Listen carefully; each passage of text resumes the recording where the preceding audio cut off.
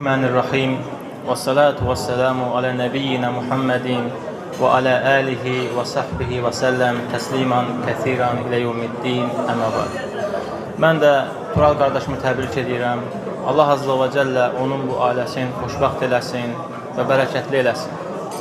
Həqiqətən də belə məclislər insanın qəlbinə fərəh verir. Çünki belə məclisləri Allah və Rasulu bizdən tələb eləyib. Hər birimiz Allahın kitabını açıb oxuyuruq və Ali İmran surəsində belə bir ayə var ki, Rəbbimiz olan, Xaliqimiz olan, bizi yoxdan mövcud edən, aləmlərin Rəbbi olan Allah buyurur ki, وَعَسَيْتُمْ مِنْ بَعْدِ مَا أَرَاكُمْ مَا تُحِبُّونَ Allah sizə sevdiklərinizi verdikdən sonra ona asi oldunuz. Allah Azza və Cəllə bizə bu dünyada sevdiklərimizi əta edir. Xəstələndiyimiz zaman bizə şəfa verir. Ehtiyacımız olduğu zaman ehtiyacımızı aradan götürür Allah.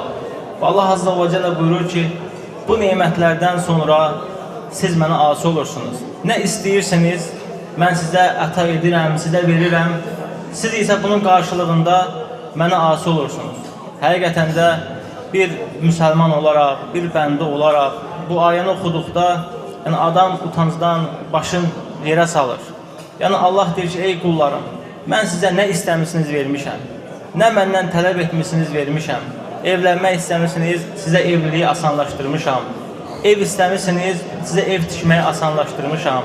Övlad istəmişsiniz, sizə övlad vermişəm. Ruzu istəmişsiniz, sizə ruzu vermişəm. Əmnamanlıq istəmişsiniz, sizə əmnamanlıq vermişəm. Və bütün neymətlərdən sonra bunu bildiyiniz halda ki, bunların hamısını mən əta edirəm və siz mənə asi olursunuz. Həqiqətən də insan nankör olur Rəbbinə asi olarkən. Baxın, Allah Azza və Cəllə bu məclisdə halal neymətləri bizə bəxş edir.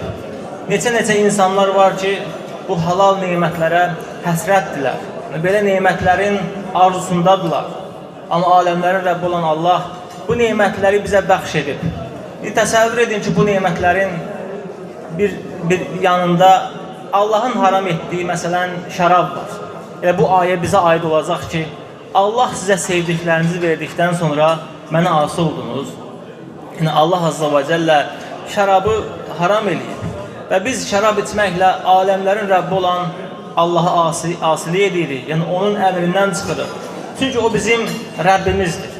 Allah Quran-ı Kərimdə bizə xatırladır ki, ey insanlar, siz yox idiniz. Xatırlanmağa layiq olan bir şey deyildiniz.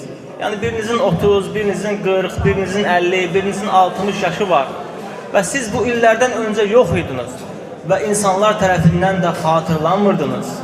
Mən sizi xatırlanan etdim. Mən sizi insan etdim. İnsan şəklinə saldım. Bundan sonra siz mənə asi oldunuz. Mənim əmrimi yerinə yetirmədiniz. Mənim Rasulum olan Muhammed sallallahu aleyhi və səlləmə tabi olmadınız. Çünki əziz müsəlmanlar, insan Allaha tabi olmaqla, onun Rasulü Muhammed sallallahu aleyhi və səlləmə tabi olmaqla izzətlənir. Çünki Rəbbimiz olan Allah Azza və Cəllə Quran-ı Kərimdə buyurur ki, həqiqətən izzət, hörmət, şərəf Allah və Rasulunun yanındadır.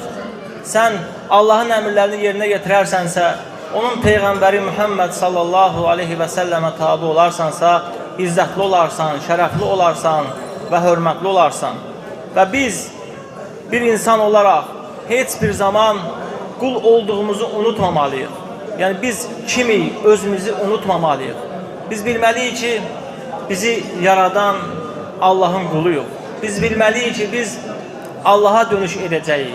Biz bilməliyik ki, bizim üzərimizdə olan bütün neymətlər hamısı aləmlərin Rəbbi olan Allahdandır. Allah Quran-ı Kərimdə buyurur ki, وَمَا بِكُمْ مِنْ نِعْمَةٍ فَمِنَ اللّٰهِ Sizin üzərinizdə olan bütün neymətlər hamısı Allahdandır. Nəyimiz vardırsa hamısı Allahdandır. Və bunları bildikdən sonra Allah yenə buyurur ki, وَعَسَيْتُمْ مِنْ بَعْدِ مَا أَرَاكُمْ مَا تُحِبُّونَ Allah sizə sevdiklərinizi verdikdən sonra ona asi mi oldunuz? Nə üçün biz Allaha asi olmalıyıq? Niyə görə Allahın əmrindən kənara çıxmalıyıq? Axı bizi nə vadar edir ki, biz Rəbbimiz olan Allaha qarşı üsyan edək? Çünki insanın hər birimiz bilirik ki, 4 böyük düşməni var. 4 böyük düşməni var. Onlardan birincisi bu dünyadır. Dünyadır. Allah Quran-ı Kərimdə buyurur ki, ey Muhammed, dünya həyatı səni aldatmasın. Dünya həyatı bizi bəzən alladır. Dünyanın içində olan bərbəzək, keçici ləzzətlər bizi Allahdan uzaqlaşdırır. Bizi Allahın qəzəbinə duçar edə bilər. Bu keçici dünya həyatı bizi Allahdan uzaqlaşdırır. Bizi Allahın bəyənib seçdiyi şərəfli İslam dinindən uzaqlaşdırır. Əziz qardaşlarım, bu İslam dini aləmlərin Rəbbi olan, yerləri və göyü yoxdan yaradan, bu qədər insanları yaradan və bildiyimiz və bilmədiyimiz nə qədər məxluqatlar vardırsa, hamısının yaradıcısı olan, hamısının tərbiyəçisi olan, hamısının ruzusunu verən Allahın dinidir. Allah Quran-ı Kərimdə buyurur ki, mən İslam dinindən razı qaldım. Sizə İslam dinini seçdim və bu dini kamil etdim. Bu İslam dini ən izzətli kişilərin dinidir. Bütün peyğəmbərlər Adəmdən Xatəmə qədər hamısı Allaha boyun əyiblər. Allaha itaət ediblər. Allahın əmrini yerinə yetiriblər. Bu son vaxtlarda insanlar Allahdan uzaqlaşıblar. Son vaxtlarda İslamdan danışdıqda, Allahdan danışdıqda sanki insanlara bir xəyal danışırsan, bir düşüncə deyirsən, bir fərziyə deyirsən. Çünki insanlar o qədər Allahdan uzaqlaşıblar. O qədər Allahla öz aralarında maniyələr qoyublar ki, artıq sənin xaliqin olan, səni yoxdan yaradan Allah haqqında danışanda yəni insanlara qəribə gəlir. Bu nə danışır? 21-ci əsrdir. Allahdan danışır, İslamdan danışır, Peyğəmbərdən danışır. Yəni bəzi insanlara qəribə gəlir. Yəni Allah hara, biz hara. Yəni belə düşünür bəzi insanlar. Amma həqiqətən əziz qardaşlarım, belə olmaz. Heç vaxt Allahı unutmayın. Heç vaxt Allahdan inciməyin. Əksinə, qəlbinizi daim Allaha bağlayın. Ona dua edin. Ondan haqq yolu tələb eləyin. Nə ehtiyaclarınız vardırsa, hamısını Allahdan istəyin. Allah ən sadiq dostdur. İnsanı hər kəs tərk eləyəcək. Bu dünyada bizi sevdiklərimiz hamısı tərk eləyəcək. Vallahi billahi, ən əzizlərimiz bizi tərk eləyəcək. Övladlarımız, qardaşlarımız, əmlərimiz, dayılarımız hamısı bizi tərk eləyəcək. Bizi tərk eləməyən yalnız bizi yoxdan mövcud edən aləmlərin Rəbbi olan Allah Azza və Cəllədir. Ona görə də bu dünyada nə qədər möhlət diyarındayıq, Allahla dost olmalıyıq. Allahla səmimi olmalıyıq. Allahı heç bir zaman unutmamalıyıq. Necə ki Allah Quran-ı Kərimdə buyurur ki, وَلَا تَكُونُوا كَالَّذ۪ينَ نَسُوا اللّٰهِ Allahı unudan şəxslər kimi olmayın. Yəni bəzi şəxslər Allahı unutdular, Allahın əmrini unutdular, Allahın kitabını unutdular, Allahın peyğəmbərlərini unutdular, Allahın əmirlərin və qadağalarını unutdular. Allah da onları tərk etdi, onları öz başına bıraxdı. Biz bu ayətlərdən ibrət alıb Allahın əmirlərini unutmamalıyıq. Əksinə, daim onu razı salmalıyıq. Hər işimizdə, hər əməlimizdə, hər niyyətimizdə aləmlərin Rəbbi olan Allahı razı salmalıyıq. Çünki Allah bizdən razı qalarsa, vallahi billahi tallahi, dünyanın ən xoşbəxt insanı olarıq. Dünyadan, belə deyək, bu keçici ləzzətlərdən həqiqi ləzzət ala bilərik. Əks təqdirdə, bu dünyanı hər biriniz bilirsiniz. Bu dünyanı hamınız 5 barmağınız kimi tanıyırsınız. Bu dünyanın xoş anlarını da bilirsiniz, hüzünlü anlarını da bilirsiniz. Yəni, bundan başqa dünyada heç bir şey yoxdur. Xoş anlar var, bir də hüzünlü anlar var. Bir də görürsən ki, həqiqətən bu dünya sənin vaxtlarını uğurluyub, zamanını uğurluyub. Artıq 50, 60, 70 yaşa çatmışsan. Yəni, yaşınız necə gəlib keçir, hər biriniz bilirsiniz. Zaman necə sürətlə gəlib keçir, hər biriniz bilirsiniz. Ona görə daim Allaha yönəlmək, Allahın kitabına yönəlmək, Allahın tövsiyələrinə qulaq asmaq. Yəni bizlər belə deyək də, yəni Quran oxumaq istəmirik və yaxud Quran oxumaqdan qorxuruq. Yəni bizlər nə qədər romanlar, bədii kitablar oxuyuruq. Çoxumuzun məlumatları var ki, məsələn, filan yazıcı filan kitabı yazıb, filan yazıcı filan kitabı yazıb və bəzən də onların sözlərin stat gətiririk. Məsələn, filan alim belə dedi, filan alim belə dedi. Amma Allahın kitabını insanlar oxumaq istəmir və yaxud Allahın əmirlərin və yaxud Allahın sözlərin insanlara çatdırmaq istəmir bəzi insanlar. Əziz qardaşlarım, bizləri digər ümmətlərdən fərqləndirən xüsusi bir cəhət var. O cəhət də biz müsəlmanlar bir-birimizə xeyir istəyirik və bir-birimizi pislikdən çəkindiririk. Allah Quran-ı Kərimdə buyurur ki, Kuntum xeyrə ümmətin uxurcət linnəs. Allah buyurur ki, ey müsəlmanlar, siz insanlar üzərinə çıxan ən xeyirli ümmətsiniz. Yəni bizlər ən xeyirli ümmətik. Nə üçün bizlər ən xeyirli ümmətik? Çünki bizlər qardaşlarımıza, dostlarımıza xeyir istəyirik və qardaşlarımızı, dostlarımızı pislikdən çəkindiririk. Və bizdən əvvəlki ümmətlər, yahudilər, xristiyanlarda belə bir sifət yoxdur. Onlar bir-birinə nəsiyyət etməzdilər. Bir-birini zəlalətdə görüb tərk eləyərdilər.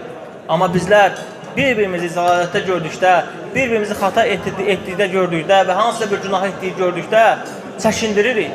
Və buna görə də biz bu ayətə görə çalışırıq ki, dostlarımızı, qardaşlarımızı, xalqımızı Allaha yönəldək. Ola bilsin ki, dünya həyatı bəzən insanın başını qatır, Allahdan insan uzaqlaşır. Və bəzən xatırladırıq ki, bəlkə qardaşlarımıza, dostumuza, xalqımıza bunun bir xeyri oldu. İkinci isə, əziz qardaşlarım, insanın ən böyük düşməni onun nəfsidir. Nəfs həqiqətən insanı pisliklərə əmr edir. Daim nəfs istəyir ki, sən günah edəsən, istəyir ki, sən Allahdan uzaqlaşasan. Çalışır. Allah Quran-ı Kərimdə buyurduğu kimi, İnnən nəfsəl əmmərətun bis-su. Həqiqətən nəfs insanı pisliklərə əmr edir. Nəfs, əziz qardaşlarım, heç bir zaman gəlib sənə yaxşılığa əmr etməyəcək. Baxın, məsələn, misal olaraq, bizlər qardaşıq, dostuq, qonşuyuq, qohumuq. Hərdən olur, mübahisəmiz olur, hərdən dalaşırıq. Nəfs gəlib sənə içində deyir ki, ondan qisas al, onun qeybətini et, ona böhtan at, ona iftira at. Bir dəfə demir ki, bağışla, keç, yola ver, ötür, demir belə. Ancaq nəfs istəyir ki, səni zəlalətə salsın, səni günaha salsın, səni Allahdan uzaqlaşdırsın. Ona görə, əziz qardaşlarım, nəfsimizə sahib çıxmalıyıq. Bizdən əvvəlkilər, necə ki, bizim dədələrimiz, babalarımız görürdük ki, həqiqətən onlar, belə deyək də, biz onların ibadət etdiyini görməmişik. Amma görürük ki, onlarda olan o kişilik, o şücaət, bəzən nəfslərin boğurdular, qəzəblərin boğurdular.